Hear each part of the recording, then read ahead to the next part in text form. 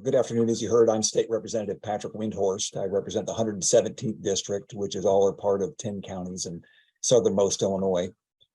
I currently serve as a House Republican floor leader, and I also serve on the House Ethics and Elections Committee. Today's guilty verdict is the latest in a string of examples of the urgent need for ethics reform to clean up corruption in Illinois. Tim Mapes has been found guilty of perjury and attempted obstruction of justice. For those offenses, he faces 20 years on the obstruction of justice count and 5 years for perjury. This case demonstrates the hold that Mike Madigan had over state government. Tim Mapes was offered immunity from prosecution by the federal government, meaning that all he had to do was tell the truth and he would not have been charged with a crime. Instead, he lied to protect Mike Madigan anyway. No one man should have that kind of power over his staff, his friends, the political process, and especially the legislative process that Mike Madigan had. And he will have his day in court to answer charges for RICO violations, bribery, and racketeering charges next year.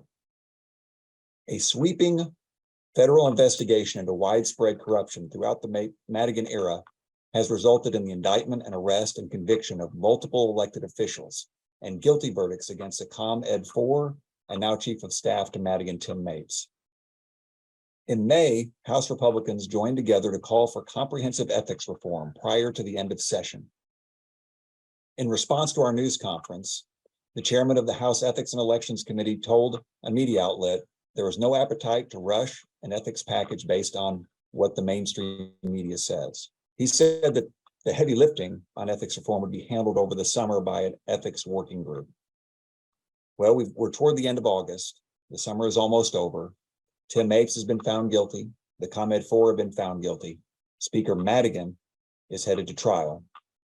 And we have no indication that the Democrats have done anything on ethics reform. With all this said, in the May news conference, House Republican leader Tony McCombie said, ethics reform should be the General Assembly's top priority. How many indictments is too many? How many court rulings do we need to make ethical behavior stop, unethical behavior stop?